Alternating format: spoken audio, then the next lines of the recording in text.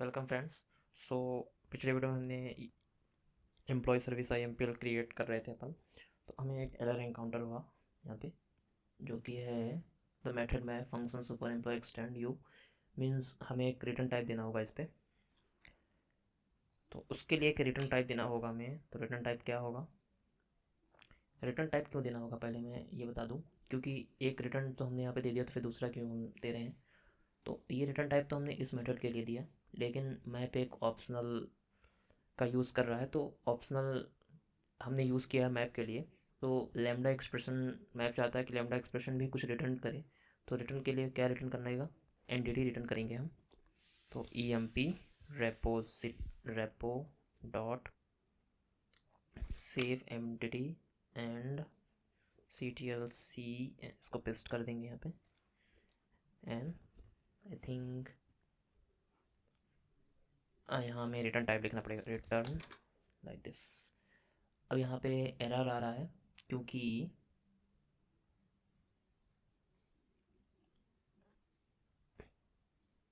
हमने यहाँ पे कुछ और एल्स थ्रो एक्सेप्शंस हैंडल करने के लिए हमें और एल्स थ्रो मीन्स अगर इस जो भी आईडी हम इसमें देंगे, अगर वो आईडी मैच करता है तो क्या करेगा, वो इस रिकॉर्ड को अपडेट करेगा। और अगर मैच नहीं होता है वो आईडी, तो वो एक एक्सेप्शन थ्रो करेगा। वो एक्सेप्शंस हम क्रिएट करेंगे। यूज़र डिफाइंड एक्सेप्शंस कैसे क्रिएट होगा, new run time exception employee not found with this ID. यहाँ पे आईडी दे देंगे हम, इससे पता चले कि किस आईडी से एक्सेप्शन हुआ। एंड यहाँ हमने एक वो दिया था एक्सेप्शन। सो एरर चला गया, मतलब ये मेथड हमारा आई थिंक करेक्ट है और परफेक्ट वर्क करना चाहिए इसको।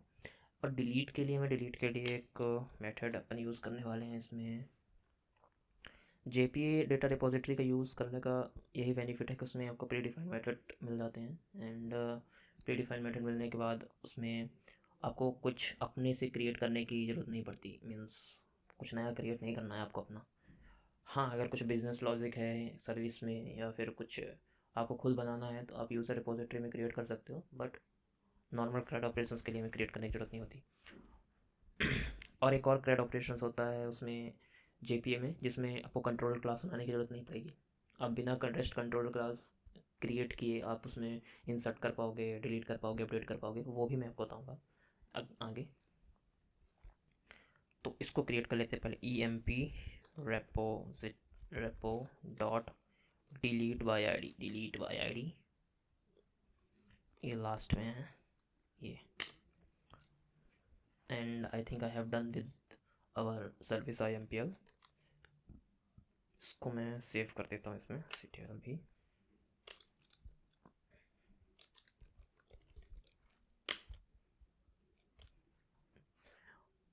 एक बार मैं आपको समझा देता हूँ कि क्या क्या मेथड हमने क्रिएट किए। पहला मेथड ये था कि यूज़र क्रिएट करना है। तो यूज़र ये क्रिएट कैसे होगा, हमने एक मेथड बनाया था जिसमें पैरामीटर दिया एम्प्लॉय में क्या है, एम्प्लॉय में आपके सारे पैरामीटर्स हैं, पूरे फील्ड्स हैं, जो जो फील्ड्स रिक्वायर्ड है उसी फील्ड्स के ऑब्जेक्ट्स को हमने कहाँ क्रिएट यूज़र मेथड जो हमने क्रिएट किया उसमें हमने एज अ पैरामीटर दे दिया। वो पैरामीटर क्या करेगा, एक उसमें डेटा JPA रिपोजिटरी जो होती है उसमें एक प्री डिफाइंड मेथड होता है as a dot save entity को, जो एंटिटी के ऑब्जेक्ट्स को पूरा सेव कर देगा। उसमें हमने क्या किया, EMP रेपो डॉट सेव, जिसमें हमने एम्प्लॉय ऑब्जेक्ट डाल दिया, इंसर्ट कर दिया, तो वो क्या करेगा, सेव कर देगा।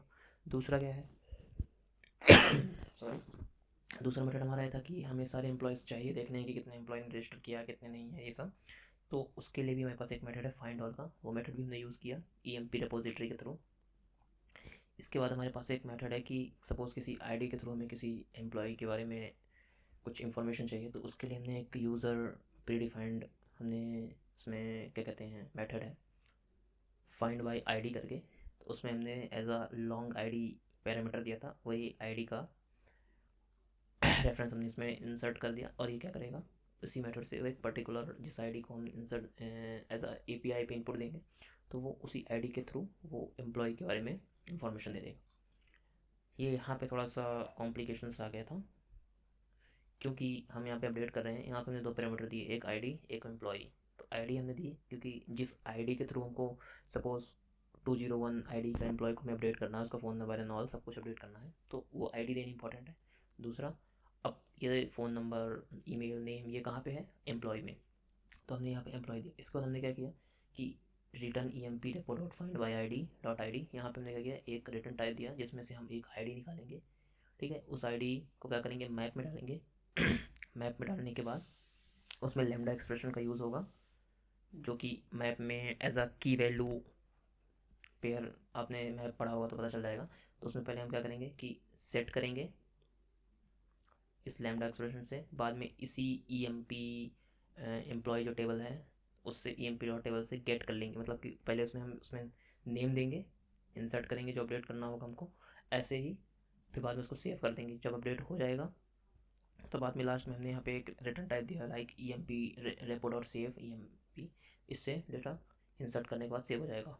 और एल्स थ्रो का मतलब यहाँ पे क्या है, और एल्स थ्रो का मतलब यहाँ पे ये है कि सपोज़ इस आईडी पे हमें डेटा नहीं मिलता है, ये कोई ऐसी आईडी है जो टेबल पे एग्जिस्ट ही नहीं करती, तो उस आईडी के लिए हमने एक pre defined means custom exceptions create किया लाइक और एल्स थ्रो करके, जो कि क्या करेगा, रन टाइम एक्सेप्शंस थ्रो करेगा जिसमें वो बताएगा कि employee not found with this ID and ID number होगा। सेकंड मेथड हमारा था डिलीट यूज़र्स का, जिस पे जैसे कि मैंने आपको बताया कि JPA डेटा रिपोजिटरी में ऑलरेडी मेथड्स होते हैं। लाइक फर्स्ट जैसे हमने यूज़ किया find all save find by ID, उसी तरह एक हमारे पास मेथड है डिलीट बाई आईडी, इस पर हमने ऑलरेडी एक पहले ही पैरामीटर दे के रखा था कि आईडी के थ्रू हमें सपोज डिलीट करना है 101 आईडी के डेटा को डिलीट करना है, तो हम उसमें आईडी दे देंगे तो वो उसी आईडी के थ्रू डिलीट कर देगा।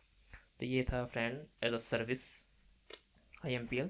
इसको मैं डिनोट कर देता हूँ, एनोटेट कर देता हूँ सर्विस, इसको भी सर्विस पे ही एनोटेट करना पड़ेगा। अब इसका कंट्रोलर बचा हुआ है और टेस्टिंग, फ़िलहाल इसको फर्स्ट ऑफ ऑल अपडेट कर लेते हैं। आप हमेशा अपडेट करिएगा इसको, अपडेट प्रोजेक्ट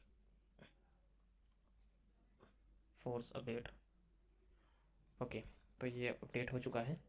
अब मैं नेक्स्ट वीडियो में आपको बताऊंगा कि इसका कंट्रोलर क्लास कैसे बनाएंगे, क्या क्या कंट्रोलर है, बस आई थिंक कल के वीडियो में कंप्लीट हो जाना चाहिए। एंड ये 4 to 5 videos, 4 to 5 more than may be एक और एक्स्ट्रा ऐड हो जाएगा लाइक 6 वीडियो, उस प्लेलिस्ट में क्लाउड ऑपरेशंस कंप्लीट हो जाएंगे। सो इस वीडियो में इतना ही फ्रेंड्स, मैं आपको नेक्स्ट वीडियो में कंप्लीट कर दूँगा। Thank you.